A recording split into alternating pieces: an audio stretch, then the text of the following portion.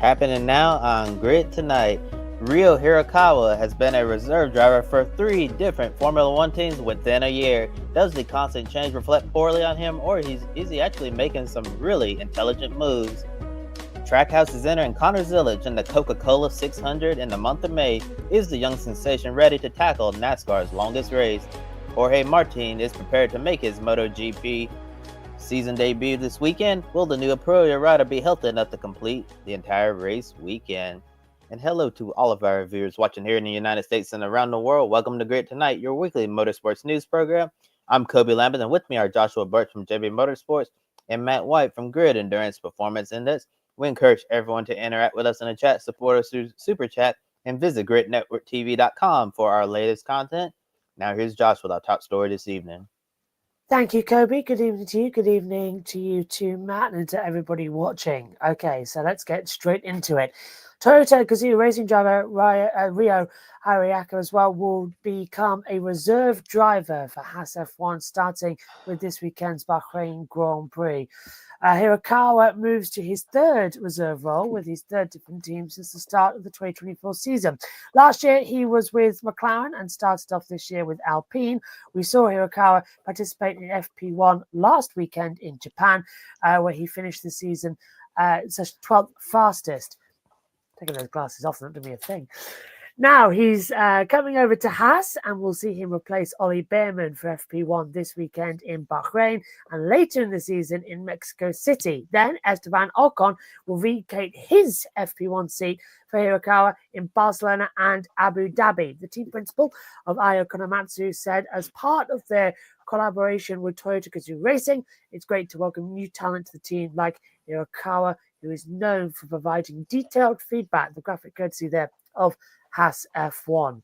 You know, with the lights we've got at the moment, it was blurring my eyes. So I apologise for that stumble at the beginning. But Kirby, starting with you, were you impressed with Hirakawa's FP1 performance? And does the move to Haas give him a sort of better opportunity and a better chance at potentially moving to Formula One?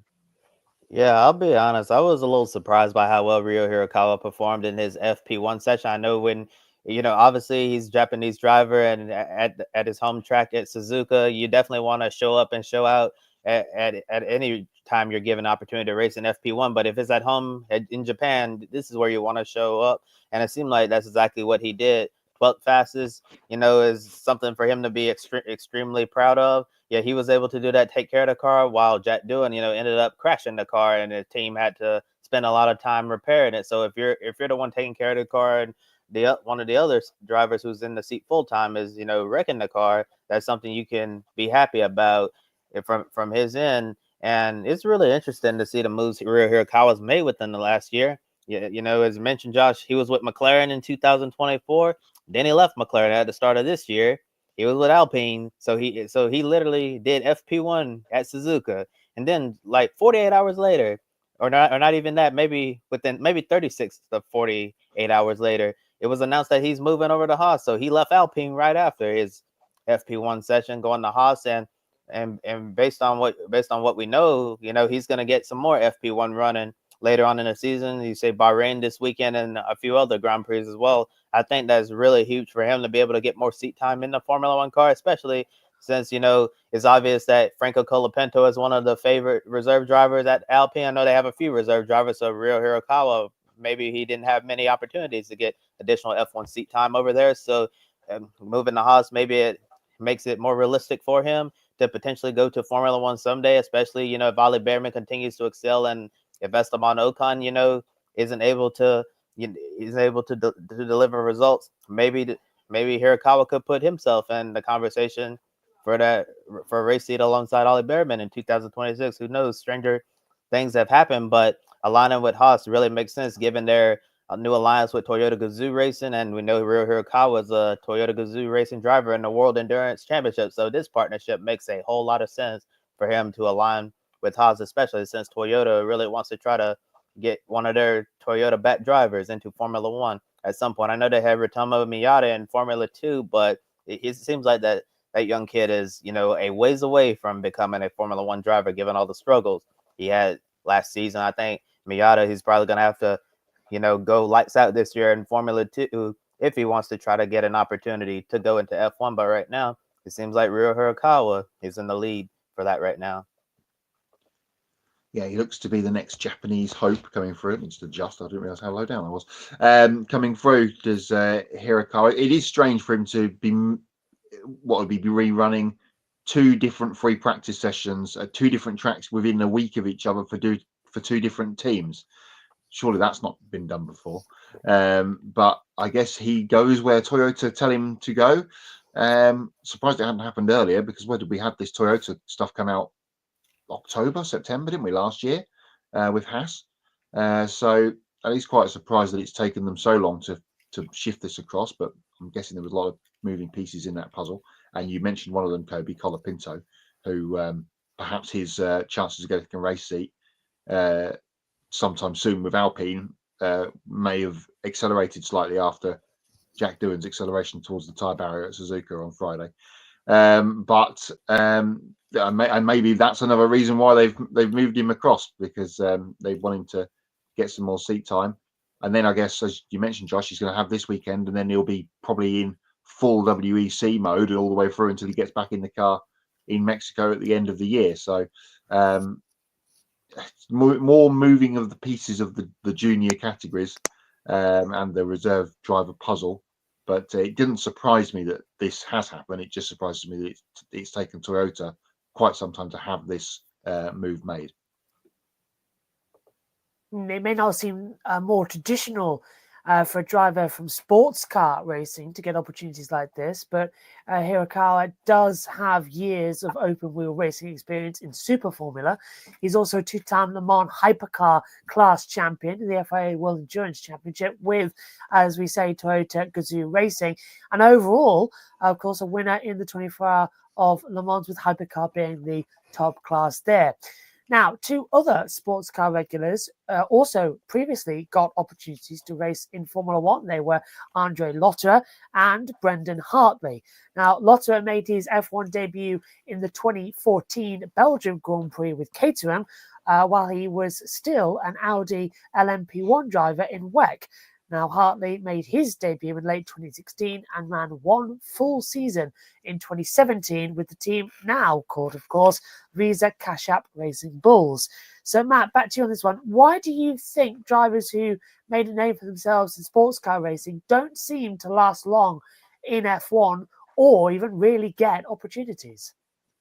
Well, I think it all kind of came about, didn't it, once we went to the hybrid F1 era, because we'd been running hybrid in the WEC for a few years before that, as you mentioned, with Brendan and with Andre coming across, although Andre's was a bit ill-fated at Spa and he only did, 6 laps or whatever it was in the race before the car broke down.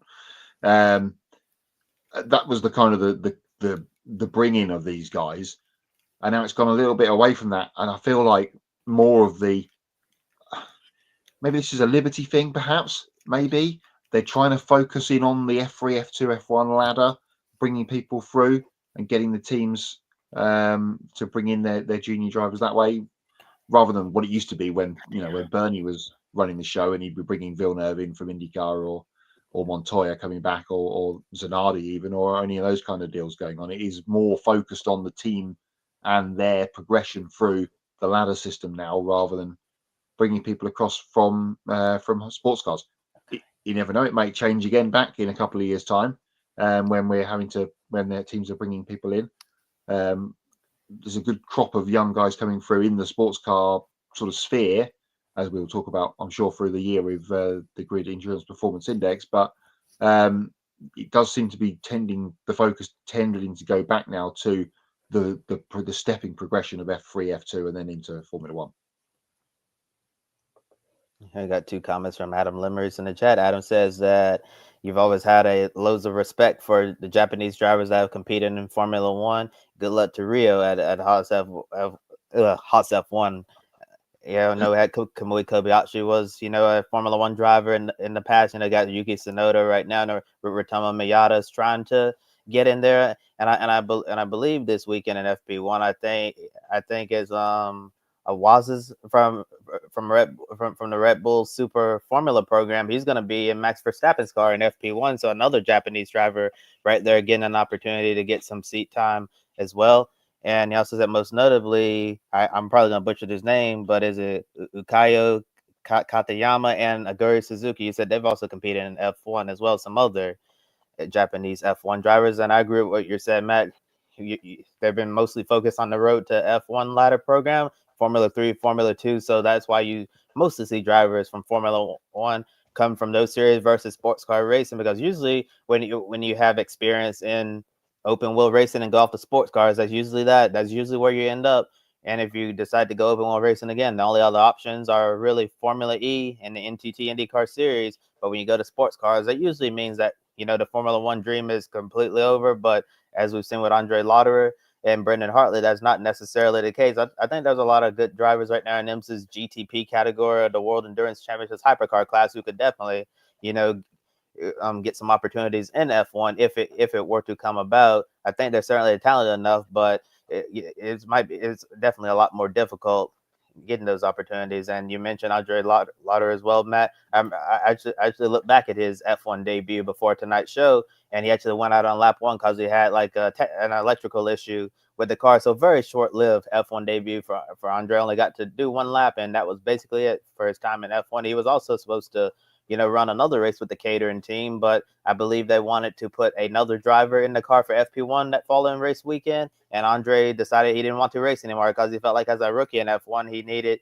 to have all the track time he could get. So putting another driver in the car and then having him going for FP2 and FP3, he felt like he needed FP1 as well. So Andre did not want to run with the team again. And that was the end of his short-lived F1 career. And Brendan Hartley, when he entered, he was riding on a high, one of the top superstars in sports car racing. And he was a previously back Red Bull driver. And also at the time, that was when Red Bull's, driver, so-called driver development program, it was in shambles. I mean, when is it not in shambles, right? Yeah. So they really didn't have anyone else to put in the car at the time. So they decided to, bring Brendan Hartley back in the family. And that was that. He didn't really, perform all too well in Formula One, but he was able to come back to sports car racing, and still having a really great career.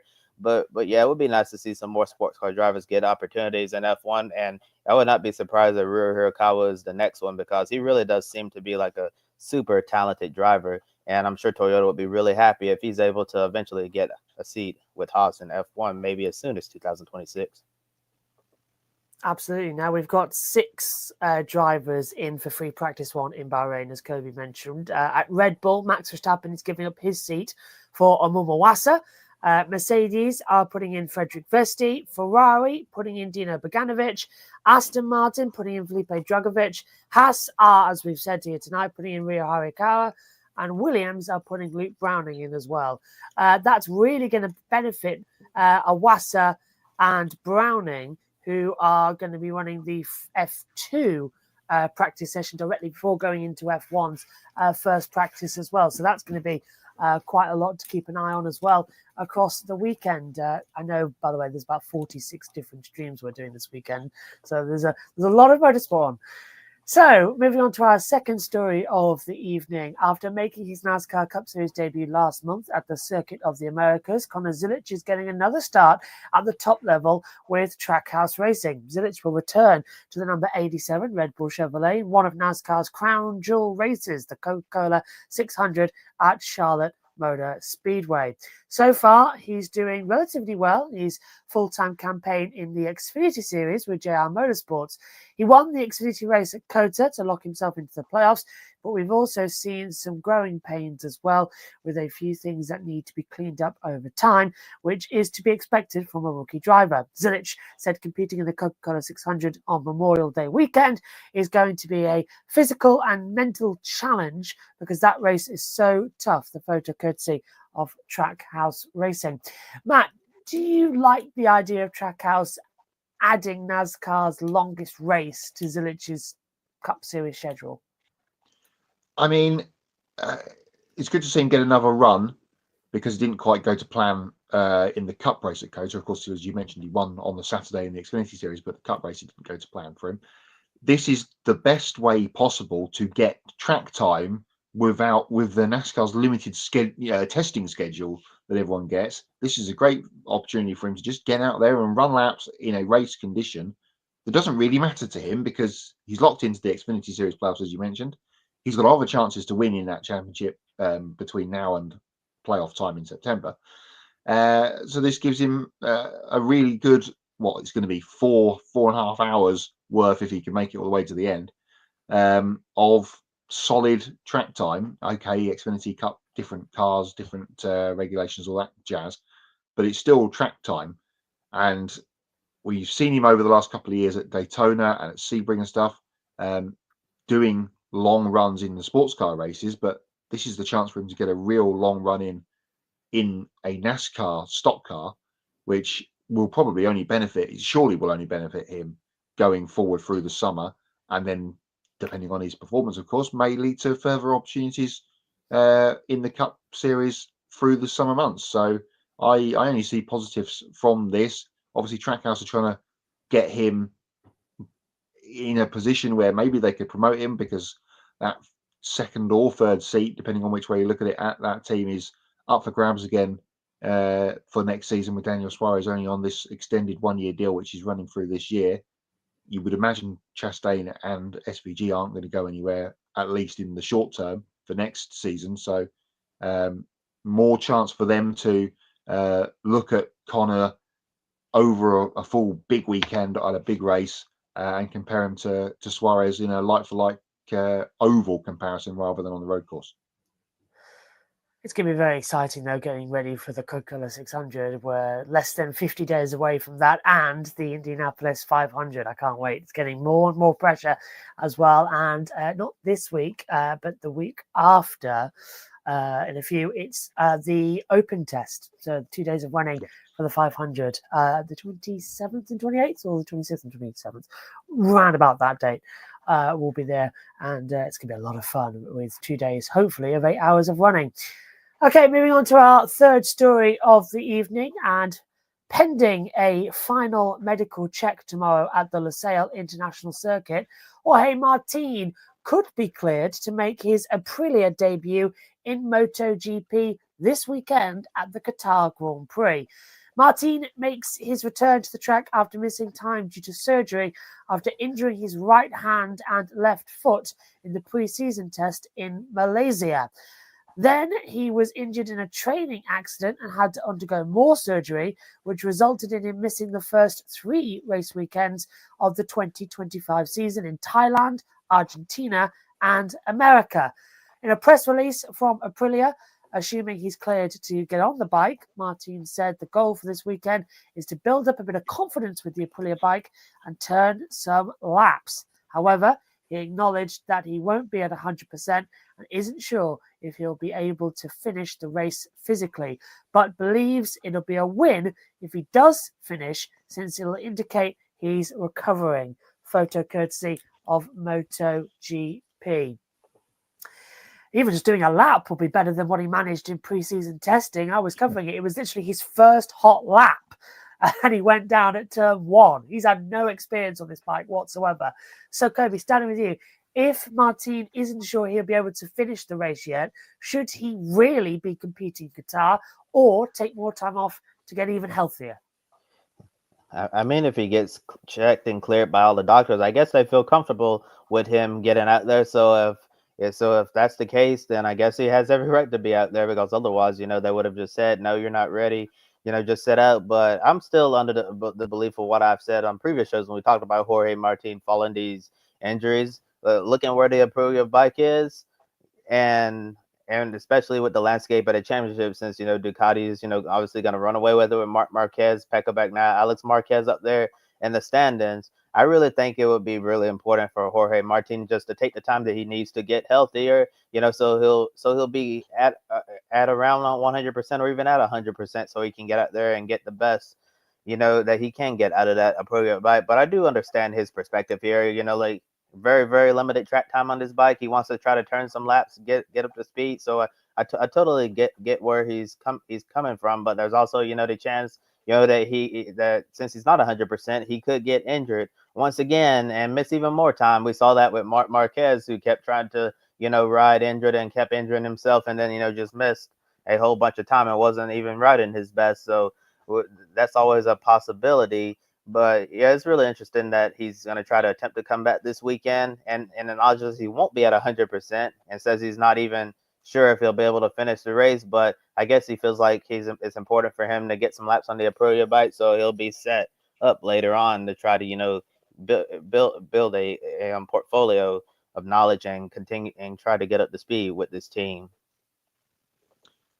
Yeah, and that's the thing. There's a couple of weeks after this one until we get to Jerez, which is the first weekend of May, off the top of my head. So there's a bit of a break. Last weekend of April. Yeah. Oh, there you go. Thank you, Josh. I knew it's always around that sort of time. So he's got a couple of weeks of recovery off the back of whatever pain-inducing riding of the bike comes his way over the weekend. What he doesn't want to do is get injured again. Because the training accident that you mentioned sounded like it was worse than the one he had at Sepang. So in terms of what it did to his body rather than the actual physical crash. So that's why he's taken some more time. He was at Kota just to be there with the team and, do all the team things apart from riding the bike. But now he's ready to get back on. And there's absolutely no doubt that he'll get past fit tomorrow to ride over the weekend. All he's got to do is just get around and not hurt himself. And Aprilia, as you mentioned, Kobe, it's a bit of a Ducati Cup again at the moment, but Aprilia are a little bit further back than we probably expected them to be. Bezzecchi has shown some flashes of speed, but nothing of any great substance. So they need their lead rider back on the bike just to give them some sort of data direction to go in or whatever. And he, as you mentioned, Josh, he rode at the postseason test at Barcelona last year, but hasn't ridden since then, realistically. So needs laps, needs time. And as we talked about a couple of weeks ago when all this was kind of kicking off before the season started, bring yourself back in slowly, get acclimated with the team throughout the year, and then have a full attack at the championship perhaps next year, because this season is obviously after 3 rounds down, and he hasn't started any of the races. Well, that's 6 races if you include the sprint races. This season is done for Jorge.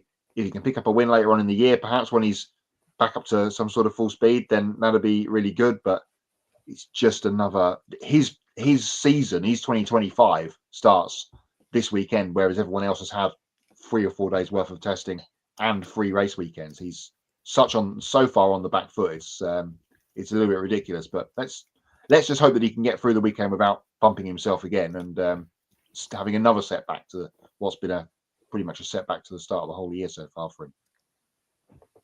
Yeah, and Qatar is a very hard circuit to ride at. There's no elevation change whatsoever. It's a flat circuit, and you really do have to lean the bike and control it with your leg and your arm, which is something that he's broken either side of the bike, the way he launched back in the test in Malaysia. So it'd be very interesting to see what he can do over the weekend.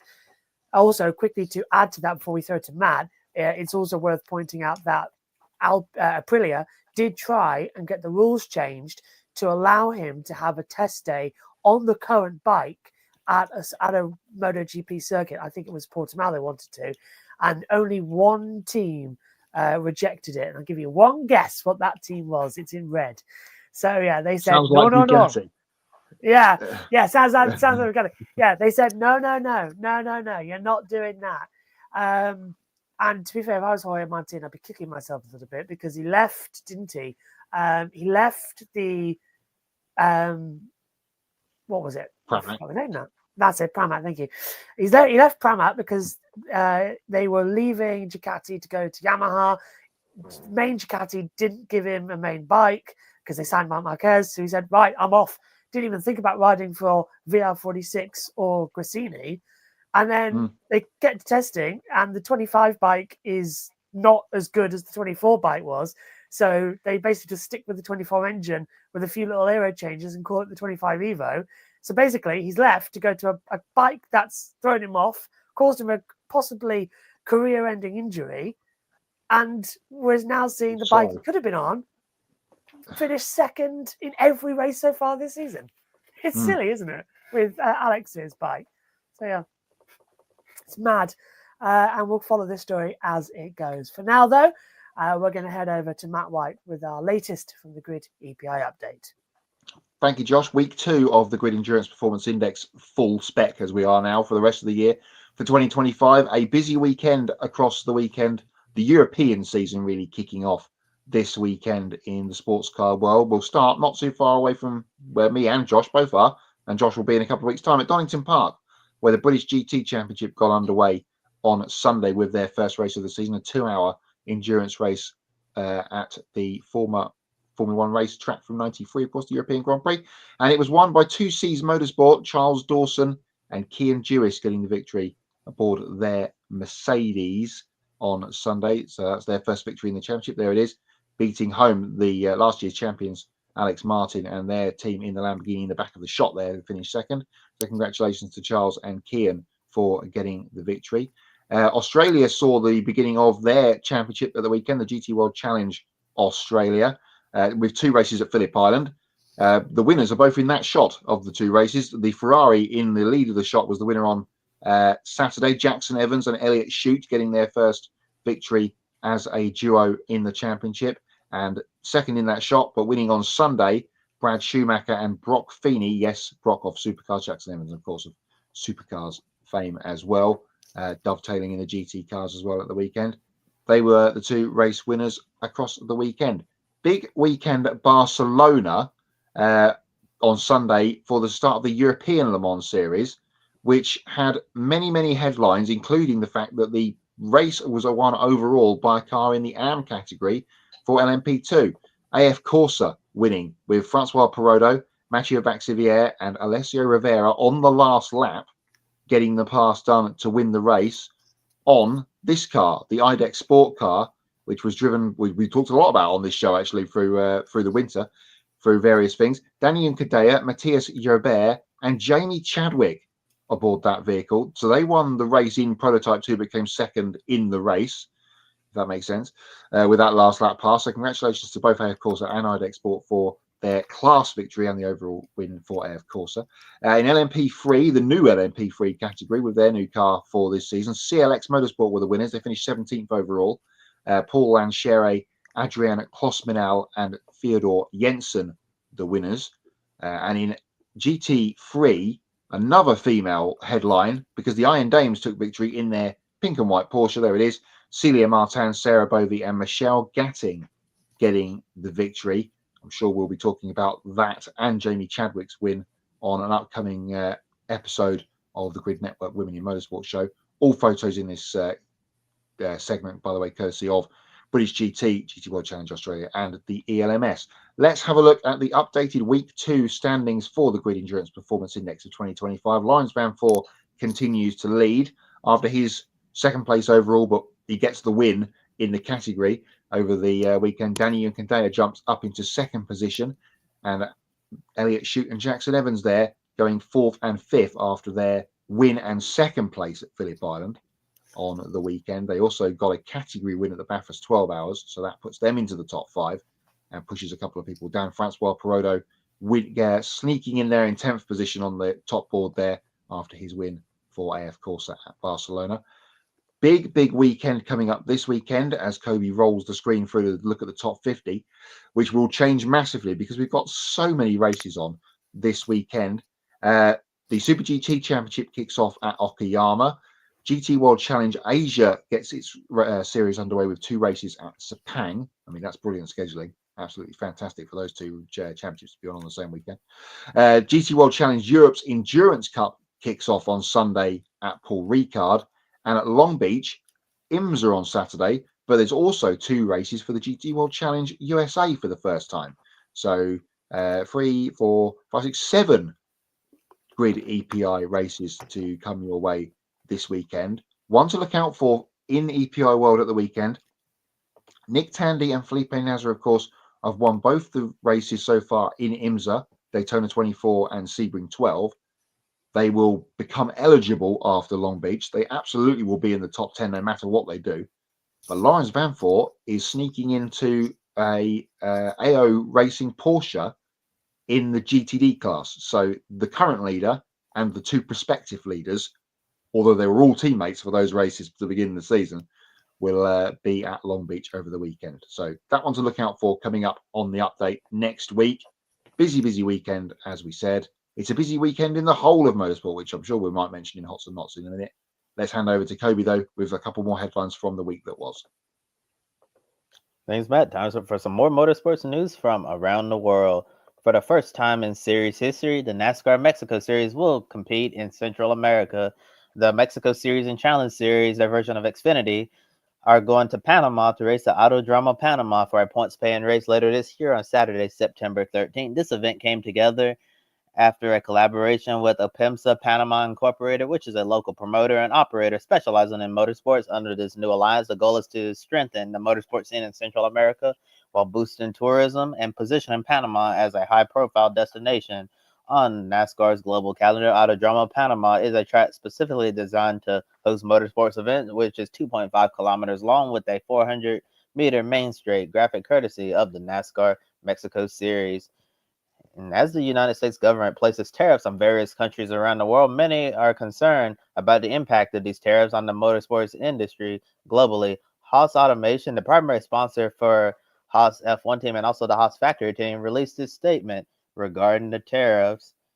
If I can get it up so I can actually read it. All right, here we go. It says Haas Automation is in the process of studying the full impact of tariffs on our operations. In recent days, we've seen a dramatic decrease in demand for our machine tools from both domestic and foreign customers. Out of caution, we have reduced production and eliminated overtime at our sole manufacturing plant in Oxnard, California, where we employ 1,700 workers and have been in operation since 1983. We have also halted hiring and put new employment requisitions on hold. While tariffs will have a significant impact on Haas Automation's business, we're optimistic that the Trump administration will come up with solutions to provide relief for U.S. manufacturers, solutions that will allow us to continue manufacturing Haas CNC machines in the U.S. while employing thousands of workers at our factory in Oxnard, California, and indirectly at Haas factory outlets across America. Haas is particularly concerned about the potential reduction of tariffs on machine tools from certain countries such as Japan, Taiwan, and Korea without a corresponding reduction in tariff rates for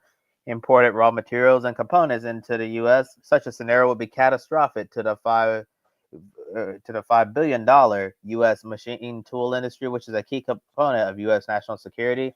Machine tools are essential to the entire manufacturing infrastructure in the U.S. We expect the Trump administration to follow through on its promise to protect American manufacturing by supporting the U.S.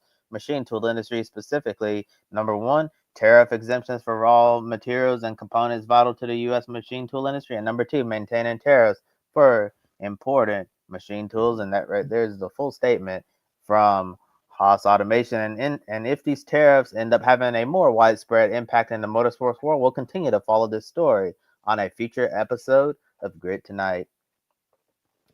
And now we're going to end our news segment with some sad news. On last Saturday morning, NASCAR Craftsman Truck Series championship winning team owner Shiggy Hattori was killed in a motor vehicle accident at age 61. According to a press release from the Huntersville Police Department in North Carolina, police officers responded to the scene of a two-vehicle collision. Based on the department's preliminary investigation, Hattori's 2025 Toyota Crown was traveling westbound on NC Highway 73 when it crossed the center line into the oncoming lane and collided with a 2024 Lexus GX 550. The driver of the Lexus was transported to the hospital with non-life-threatening injuries, but Hattori sadly was pronounced deceased at the scene. At this time, investigators do not believe that speed or impairment were contributing factors in the accident, which remains under investigation at this moment. And on Monday morning, his Hattori Racing Enterprises team confirmed the native of Okayama, Japan, had passed away. As you can see in the statement on the screen, Hattori originally left his homeland of Japan to pursue a career in open-wheel racing in the United States in the 1990s. He won 2 Indy NXT races and made a pair of starts in the Indianapolis 500. Once he finished his IndyCar career, Hattori competed in select Truck Series races in 2004 and 2005 before hanging up the helmet for good to become a team owner in 2008. And as a team owner, he won 14 races in the Truck Series, 6 with Brett Moffitt during that team's magical championship winning season in 2018. And he also got 8 wins with Austin Hill. Hattori was known for giving many young drivers an opportunity to prove themselves, whether it was in the Truck Series or ARCA. Even when they didn't necessarily have the funding to be in that ride, he still took a chance on them and made sure that they were able to prove themselves, as we've seen many tributes from his former drivers across social media. And in a statement from NASCAR, they said Shiggy Hattori was a passionate racer and highly successful team owner, but beyond all his team's statistics, which includes the NASCAR Truck Series championship, Shiggy was a genuine, beloved member of the garage who worked tirelessly to lift our sport and his people. We are deeply saddened by his tragic passing. NASCAR extends its thoughts and prayers to his family and many friends. IndyCar said they were saddened to learn about the tragic passing and acknowledged his 2 Indy next wins in 1998, his 33 starts in IndyCar, and 2 Indy 500 starts in 2002 and 2003. IMSA also released a statement and referred to his time competing in the Michelin Pilot Challenge in recent years under the Hattori Motorsports name as a race winning owner in this series as well. And on behalf of everyone here at Grid Network, we extend our deepest condolences to Hattori's family and friends during this very difficult time, and may his memory be a blessing. Graphic courtesy of Hattori Racing Enterprises. And now we're going to move on to our next segment, Pick a Winner. Yep, sad news that over the weekend of Shiggy Hattori's passing. Let's move on to Pick a Winner, where it is the biggest weekend of the season so far, and I mean that in no small term. Wrong side. 10 points up for grabs this weekend. There is the leaderboard, which has had a change. I'm now knocked off the top by last year's champion. He's come storming through in the last couple of weeks, Matt B, and he now has a 1 point lead over myself. Kobe in third place, and Josh, where are you? I can't see you. Eighth. There you go. Eighth. On 6. Eighth on 6 points, just behind Alex and ahead of Joe. So 10 points available. So if you're not even on the board now, you could be in the top 5 by the end of the weekend. But good luck getting all 10 points across the weekend. We have got 1, 2, 3, 4, 5 races to pick from right now on the show. Of course, you can get your picks in by commenting on this video or using the hashtag Pick a Winner across all of the Grid Network social medias, and you can get your name on the board this time next week, where it may look quite different to what that looks like right now with 10 points available. Let's start with the return. Yes, it's been a while. The return of Formula E. They are back. Unfortunately, not on Grid Network home turf at Portland, but at Homestead Miami Speedway for the first time, utilising the road course at the oval that hosted NASCAR not so many weeks ago.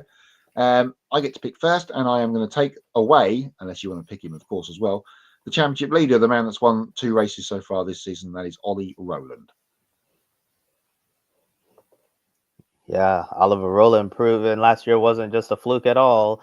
But I'm going to go with a driver who's been close to getting his first Formula E victory. I believe he's one of the youngest drivers in the field. Give me McLaren's Taylor Barnard. Who you have, Josh? Now, you've all gone for the usual picks, and I'm going to go for someone who was slightly usual, but now a bit not. Mitch Evans. And I'm going to say Mitch Evans because how much bad luck did Jaguar have after the season opener? They were terrible. Mexico didn't go their way, and neither did Jeddah. Just looking at the results here as well. DNF for Mitch Evans in 2 of those races in Mexico and the second Jeddah. P19 in the first one. Even Joe's going to go with me and say Mitch Evans. The bad luck has to end, and he's been pointless since the last time he was on this side of the world, which was back in Sao Paulo. Forgot about Mexico there, so we'll edit that out. But then again, if Donald Trump has his way, it'll be the American Grand Prix Part 2 anyway, with it being a 51st state. So I'm going to go with Mitch Evans. Keep my fingers crossed. They've had enough time now to fix the issues with the car from what has been over a month's break. And they had celebrities in their cars anyway during the shakedown, which is fun. And you'll get to see that on JB Motorsports Friday evening because we've been given the footage from them all doing those laps, all of it. And it seems like we're the only broadcaster who's actually going to publish the whole thing so you lot can see what was going on when the celebrities got in the car. Why has no one done it? Oh dear, that's a problem, isn't it? We'll get to that in a moment. We carry on with Pick a Winner. As I said, massive weekend. Let's move our attention towards MotoGP. We talked about it earlier with Jorge Martin coming back. Sprint race, of course, to pick from on Saturday afternoon for us UK time, Saturday morning US at Losail. I've got a feeling he continues after the win last time. I'm going to go with Pecco Bagnaia to win the sprint race on Saturday. Kobe, who are you going with? Yeah, I was thinking Pecco Bagnaia as well. I think Marquez, started off this season so hot. I still think he's probably going to be the favorite to end up winning the championship at the end of the year. But I think I believe in momentum, and I think Pecco has the momentum right now. We'll see if he can get the sprint race win. So I'm riding with you on that one. Who you got, Josh? It's a tricky circuit here at Qatar. It suits the Ducatis well, so it's going to be a domination from them. Mark goes well here, but so does Pecco, and Mark had that fall, so it's a bit up and down. Sprint race, though, I'll go Alex Marquez. I'll take a gamble, and the reason I'm going to say Alex Marquez is I think Mark is going to have too much in his head a little bit. I know people have been saying, yeah, but he goes down, he changes it back up, it's all fine again. But there's just a few cracks starting to show after his cockiness in Austin. That came up and karma served him back. So I think Alex might do well. He's been on the back of both Mark and Pecco in the two races they've been leading. So I think it's his time to shine. Yeah, we'll see if he can put that together at the weekend. Kissa and Joe are going with Marc Marquez. Excellent. So that's 2 points perhaps on the board for you guys and dogs. Let's go to supercars because they're back. They've not been in action since the Australian Grand Prix weekend at Melbourne. They're in New Zealand this weekend. Yes, the cars did not get washed away at sea, if you may have seen that on the 1st of April. But they are there. They are landed. They are unpacked and they're ready to go for the weekend. The new 440 format at the weekend. 2 120k races on Saturday and then a 200-kilometer race on the Sunday. First time they've run in this format with the changes to this year, so we'll see how that pans out. 2 to pick from then for Saturday, which we're going to do now. Massively difficult to say with all of these races we're picking before we've even seen any practice sessions, which is the tough task of doing this on a Wednesday. I am going to go with Will Brown for 1, and I'm going to go with Thomas Randall to get his first Supercars race victory for 2. There's my picks. Kobe, who you got? Yeah, Thomas Randall would be quite a surprise, but it seems like it's just going to happen at some point for him that he's eventually going to break through and get that first Supercars win. But I'm going to go with the obvious pick. Hopefully he'll win race 1 or race 2, so at least get a point. I'm going to go with Brock Feeney to win the first 2 races. How about you, Josh? Yeah, I was literally writing down Brock Feeney for race 1, and then I was looking through thinking who could take it. So I'm going to go with Cam Waters to take race 2. I think that might be quite an entertaining battle over the weekend after both drivers sort of started well. Of course, Cameron winning at Sydney, all 3 races. Then Brock Feeney taking the first race at Melbourne before it became a swimming pool for Sunday's race for the weekend. So, yeah, I think it could be quite interesting. Yeah, very, very interesting. Good to see how the New Zealanders go on home ground. Joe's going Waters and Feeney, though, for the 2 Saturday races. And, of course, there's another one on the Sunday. And our last one to do tonight is the IMSA at Long Beach Toyota Grand Prix on Saturday night, which, because it has to happen, it clashes exactly with Formula E. They're on at the same time. Brilliant job. So it's got to be Porsche, hasn't it? I'm going to continue to roll with NASA and Tandy. Could they be? If they do win at the weekend, by the way, they will have the best score ever in the Grid Endurance Performance Index if they can take the victory on Saturday evening. There's my pick, Tandy Nazar. Are you going with Kobe? Yeah, I was excited to see IMSA join IndyCar for the Accra Grand Prix Long Beach race weekend. And it does seem like it could be the year of Porsche, but I'm actually going to say the Porsche domination comes to an end. Give me one of the Acuras. I think it's going to be the number 60 Meyer-Shank Racing Acura of Tom Blomqvist and Colin Brown, getting the band back together this year and getting back in the victory lane as well. Well, I was looking mainly down at the Cadillacs for their history, but anyhow, no, I'm sticking with my guns, and I'll agree with Matt for a change. I'm going to go with the number 7 Porsche after a stunning start to the 2 races, and what was effectively, as I've seen in our press releases that we've been reading from him, the first 2 races was the 36 hours of Florida. But we're still going to stay that an hour in California. So for 100 minutes. Let's see what happens there. Although I'm not doing it. I'm not doing any racing this weekend at Long Beach. I feel sorry for it. I'm not doing any. I'm not there. I miss Long Beach. I'm sorry. Yeah, same. Away all weekend, so I'm not going to get to see any of it live. Adam, here's his full list. Mitch Evans in Homestead, Qatar MotoGP sprint race, Marc Marquez. He's going Will Brown to win both supercars races and the number 6 Porsche to break the number 7's run at IMSA. Ooh. Let me give you the full list before we move on to Hots and Knots for the weekend, and you can get all your picks for these races in using the hashtag Pick a Winner. There is 10 points available. The Grand Prix of Formula One in Bahrain, NASCAR at Bristol, 2 points available for MotoGP, of course, with the sprint race and the Grand Prix at Qatar, 3 supercars races in New Zealand, Formula E at Miami, and IMSA and IndyCar, as Josh mentioned. On the streets of Long Beach, IMSA's shortest race of the year. So use your hashtag Pick a Winner across all of the Grid Network social medias. Get your predictions in. As long as you get them in before the green flag of all of those races, they will count, as long as you get them correct. And as I said, you could sweep and get yourself into the top 5 straight away, even if you're not on the board. Going into this very, very busy weekend. After Josh, what was a fairly quiet-ish weekend. I'm not sure there's many hots or nots, to be honest with you. But what have you got for us? No. First of all, you told me about it 2 weeks ago, and now that dreaded weekend is here. It's become reality. Yeah, I know. 46 different streams we have to do this weekend. I am completely eliminated from Formula 2, Formula 3, and IndyCar and IMSA as well. Can't do any of that because I'm off doing World Superbikes, MotoGP, Formula 1, and I'm doing all 3 NASCARs because we're at Bristol, so we get the track camera. So there's a lot to do. And I found the. Would you like the full motorsport list for this weekend? Quickly, go on. There is MXGP in Italy. I'm going to do this in track alphabetical order. Arco di Trento, if you know where that is, it's the first round of the season, I believe, for MXGP.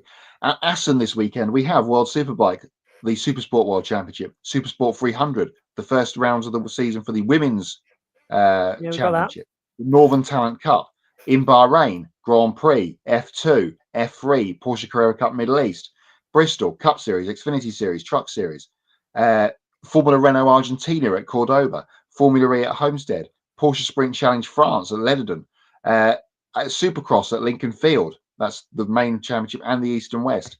Copper Truck in Brazil, IndyCar at Long Beach, GT America, and IMSA. MotoGP, 2 races, Moto2, Moto3, Asian Talent Cup at Losail. At New Orleans Motorsport Park, there's the opening races of the season for the USF Juniors. They've got USF 2000 and the USF Pro 2000 championships with them. At Paul Ricard, it's the GT World Challenge Europe Endurance Cup and the GT2 European Series and the GT4 European Series and the Lamborghini Super Trofeo. NASCAR Mexico is at Puebla. Red Bull Ring this weekend. Formula 4, there's a bunch of races from them and the TCR Eastern European Trophy. GT World Challenge Asia at Sepang. Supercars at Taupo with Porsches and other support races. Super GT at Okayama, the Euro NASCAR at Valencia, and finish it off at Winton. It's the Formula Ford Australia. Do not say that you are bored this weekend. I think I may as well just surgically attach this headset to my head. It's not coming off. The weekend. No, it's not going to, is it? I can't believe this weekend. This has got to be a record. Has to be. I can never think in my life. Yeah, there's so many different series on at one time. With Easter being later this year, that's not helped, and everyone's trying to avoid Easter, apart from, of course, Formula 1, which is on next weekend, as is WEC. But at Imola. Yeah, I'll save that for not, actually. I'll wait. Let's get in a hot. And I think I've got to say, everybody's been saying about Formula 1, oh, how boring these opening few races have been. And I left Australia and admitting, yes, it was a very good race, but I was puzzled because the rain made a spectacle, but it didn't give us any answers as to what we needed it to be for the season. And then we got to China and it was a chess game. And I really enjoyed that race. The strategy was fantastic and we had a lot of interesting stuff and it was good. And then we came to Japan and I knew what to expect in Japan, which was going to be a tough race in terms of tyres and a pit stop battle. And there was a mixture of rain in the air. So I was fully prepared for yet another slow race, but everyone was slamming it on Twitter. That can't be a not. because I quite enjoyed it because it was tactical.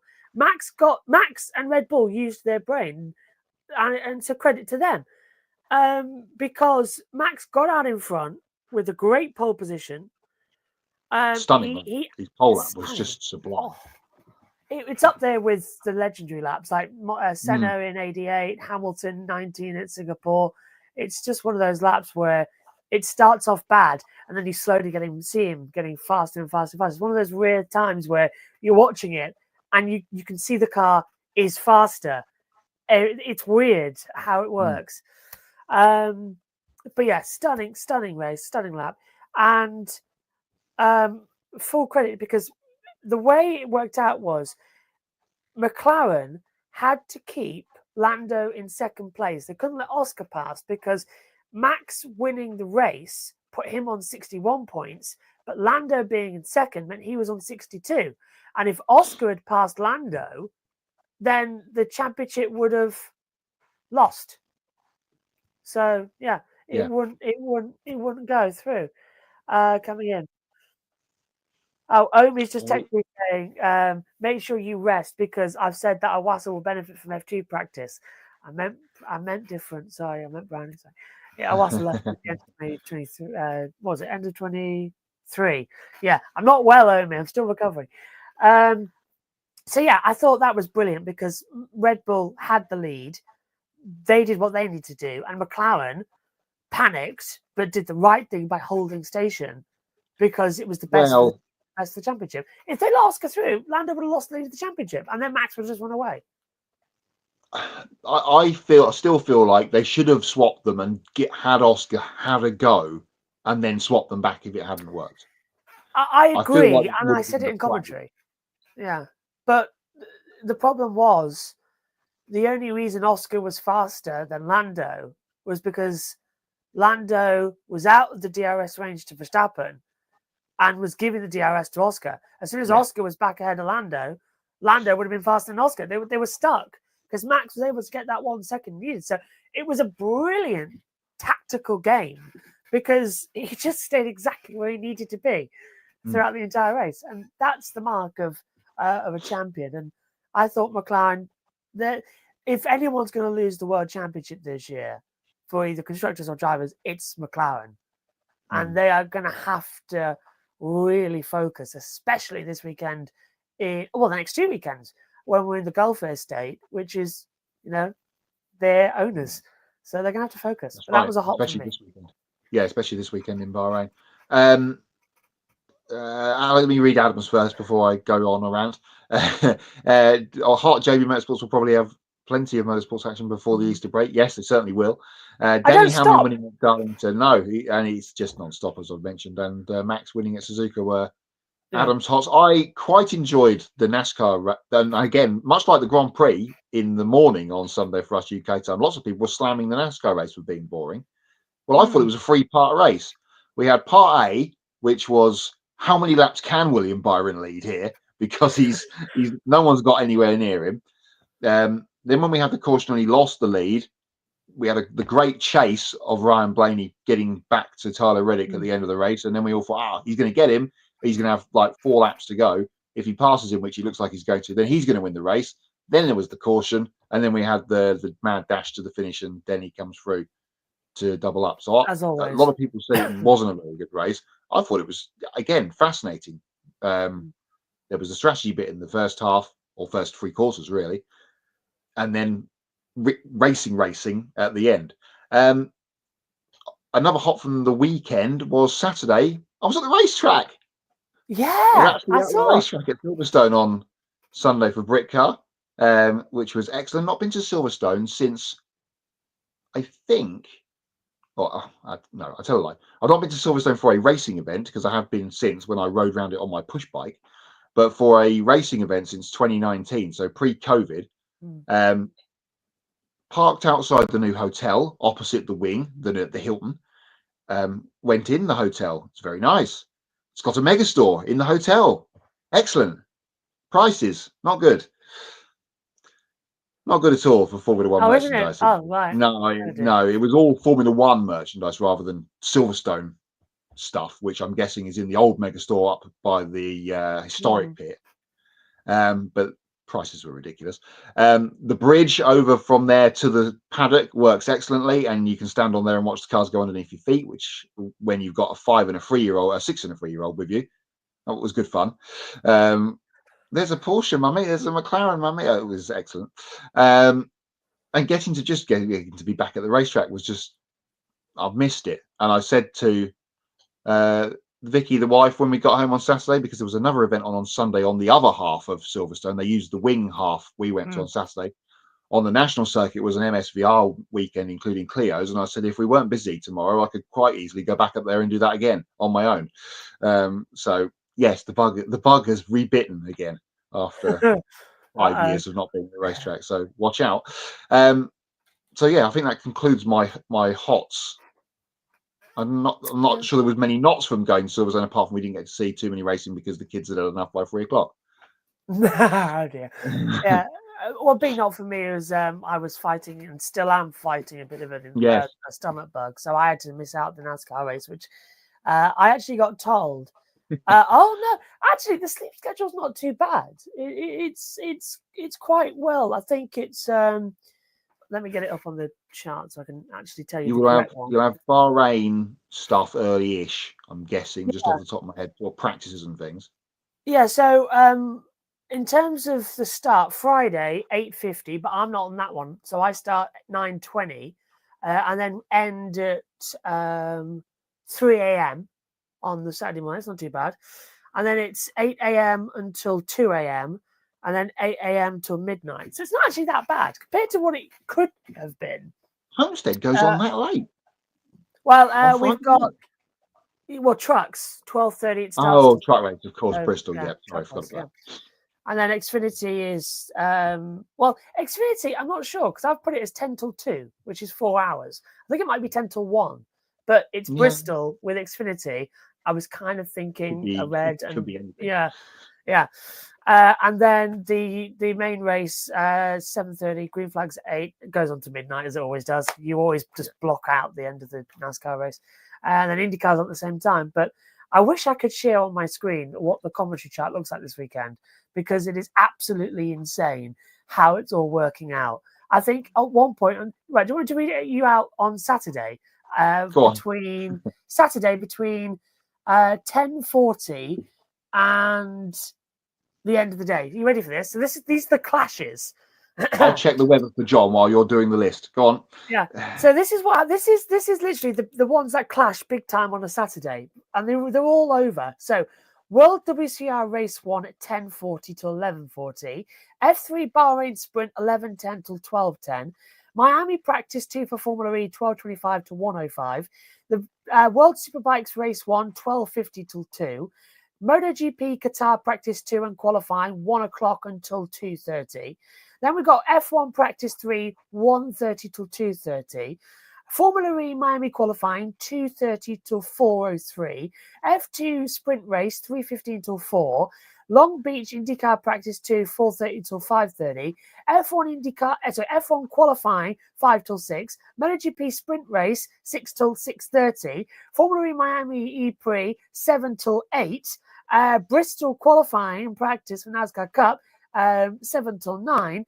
IndyCar Long Beach qualifying 7:30 till 9. IMSA 10 till midnight alongside the Bristol race.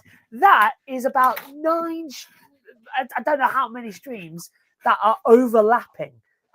We are going to be mental. It's literally, we had a 3-hour planning meeting last night trying to get it sorted, and we came up and said we've had evenings where it's gone from 3 a.m. until like 5 a.m. the next day. That's been fine because it's one after the other. We have never ever had a weekend where they're overlapping so much crossover. Yeah. Oh, it's literally crazy. The Bahrain weather report for John, who asked the question, according to Autosports survey, because I can't find it on my actual weather app for some reason. It doesn't like securing. It doesn't like Bahrain. Clear. Hey. 30 degrees on Friday and Saturday, 27 on Sunday. So Fahrenheit, Celsius, obviously, for convert that to however temperature gauge you use. But Unlike the test, we shouldn't have any rain. I did have an interesting thing pop up to me, actually. We've had more safety cars and red flags this year caused by track issues than we have cars breaking down, which I find quite funny. Bahrain and fire, So which one's actually more reliable, Mother Nature or the Formula One cars?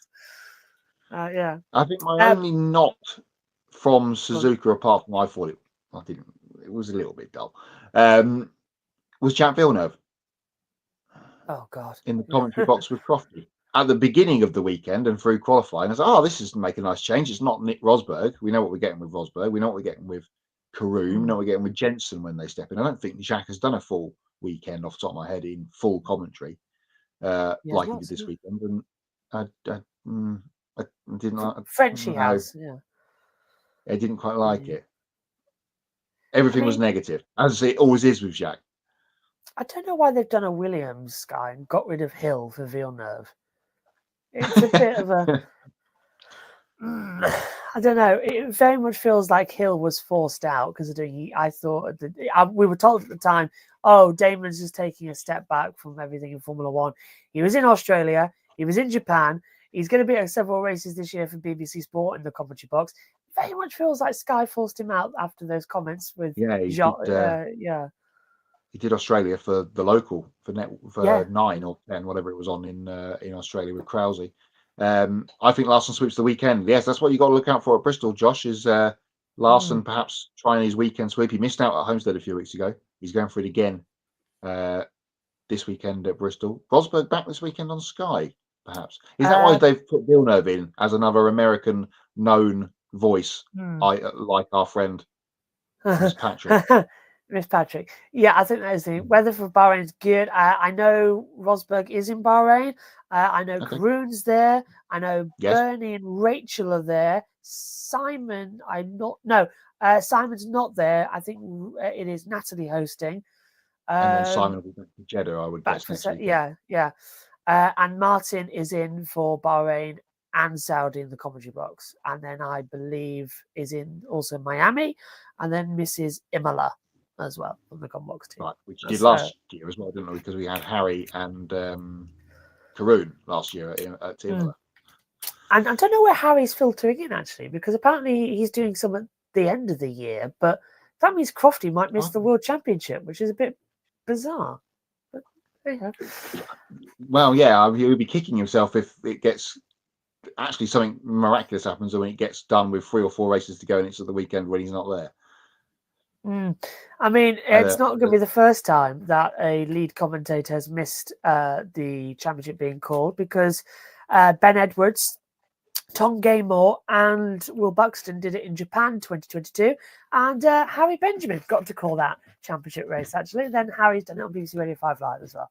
But yeah, so they had 3 commentators. It always makes me giggle. They had 3 commentators that year rotating in the commentary box, and none of them were available for the Japanese Grand Prix.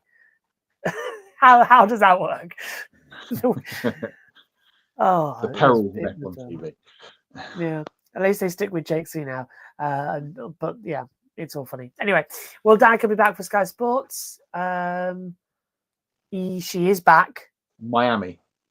In Miami. I doubt they'll bring it to Jeddah. That's kind of harsh if they bring it to Jeddah. Preempted, if not, again, I have to mention this every time that we've got the Formula One Academy at Jeddah.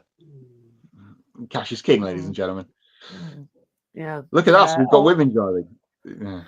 Oh, and get well soon to Nina Gaidman, who was involved in apparently a very nasty accident in F1 Academy testing there. Yeah, and for that point, Marta Garcia, was it, that had the big crash in the Michelin Milan Cup race at Barcelona on the Saturday? She's been in hospital for the last few days, so get well to both of those girls. Kobe's just put in the chat we've got here. He saw someone on social media ask, has anyone ever had a short peak of domination in their motorsport career as Jacques Villeneuve? Mid to late 90s, a star driver, then fell off after several strong years. Yeah. Won Indy 500, won the Formula One Championship. I think his career sort of went downhill in '98, didn't it? As soon as that Williams engine Renault left and they went to different, it fell off then, didn't it? Yeah. Then he tried to go to BAR. Then he went to did the BAR thing and never recovered. He did go okay at Peugeot. Didn't win Le Mans with Peugeot, but he did okay with them. Won a few races in the championship, but never Le Mans. I'm trying to think of anyone else of a similar vein. That's a great question. It's a really good question, actually. Can you include Mick Hakkinen? He won 2 championships. And then he did drop off quite immediately, didn't he? Yeah. And he won the odd race in DTM. And I mean odd by like 2. In that period where we had loads of F1 drivers head to DTM, like Mika, John Lacey, Frentzen, David Coulthard, Ralph Schumacher. Eddie Irvine? Irvine's a good shout. He wasn't dominated though. Well, he wasn't 99 was a bit in a similar. I don't know. Maybe that's in 20 minutes to midnight on a Wednesday. That's probably as much as I can come up with. I've got one. Go on. Megan's going to burst through this door in a second. Fernando Alonso. You have to admit. Tony Elias. Tony Elias for a 2-wheel. He only went well when it was contract time. Oh, Jorge Lorenzo. Another one. Yeah, he fell off completely, didn't he, after leaving for Ducati and then go back. That was injury ridden though, wasn't it? After his Juan Mir. Fabio Quartararo. Yeah, there you go. Mir's a great shout. Mir was one hit. There was a quote from Mir this week, actually, I saw yesterday on social media saying he said, "I must stop crashing in the races. Only you have got control of your right hand, Juan. You need to stop crashing. You're quite right." Sort of goes both ways. Yeah, indeed. Yeah, I think that's worthy of a round table idea, you know. Oh, another one. Add it to the Joe. Add it to the list. Get that on the list. That's brilliant. Everyone come up with their own idea and fight the case. That is fantastic. I'll be on that one because there's so many that you could throw in there. Schumacher would be another one. Sort of left in 06 for 3 years, came back, wasn't as competitive. You can't say the same for Raikkonen either, because Raikkonen came back and after his rallying spell and won races. Yeah, quite right. So I'd say Schumacher. Then again, Schumacher's qualifying in 2012 was amazing. He was always inside the top 3 for the first couple of races, so that was strong. Third in Albert Park. The pole that wasn't the pole. Yeah. In fact, it was up until then, wasn't he? He was always at the top. He fell off at Spain, if I remember correctly. But yeah, great quality from him in 2012, and then got that podium in Valencia. Yeah, God, there's so many. That's interesting. I'm trying to think if there's another. Vettel, you could argue. He fell off quite hard, didn't he? Yeah, I suppose so. We're rambling. It's 3 to midnight. Yes, we are. Let's get out of here. We'll think ramble and come back with some more ideas next week, perhaps. I am going to think ramble now in bed. Okay, taking a look at our upcoming schedule. Thursday night Grid Live pre-race show. That's going to be previewing NASCAR's weekend as well. Saturday, Grid Live pre-race. That's previewing Formula One's Bahrain Grand Prix. And Sunday, Grid Live wrap-up is 90 minutes after the NASCAR Cup Series race at Bristol Motor Speedway. Monday, Grid Encore. That's at 7 p.m. Eastern, recapping the trucks and Xfinity races at Bristol, including the Formula 3 and Formula 2 races in Bahrain. Please do continue to subscribe to our YouTube channel. Thank you for helping us reach 1,600 subscribers. Now we're inching closer to our next milestone of 2,000 subscribers. You can hit the bell icon to get notifications so you'll always know when we go on the air, and you can follow all our social media platforms and visit gridnetworktv.com. You can take 5 minutes to invest in the Grid Network through Patreon. You can join Colin, Mark, Deshelle, Robin, David, and Matthew, who invest each month in the Grid Network. We encourage you to join these fine folks, help us keep us on the air. And once we hit $500 per month, we can afford to send our team to the track more often and continue growing out our media outlet. The link to all of this is in the video description below. And if you want to make a one-time donation, you can click on the Buy Me a Coffee link, get your name on the board, and invest as much as you want. You can consider buying a specific on-air personality a cup of coffee, and they will thank you on the air. We've bored Kobe to death. So for Kobe Lambeth and Matt White from the Grid Endurance Performance Index, I'm Joshua Burns from JB Motorsports. Thank you very much for watching. We'll see you next time. Bye-bye.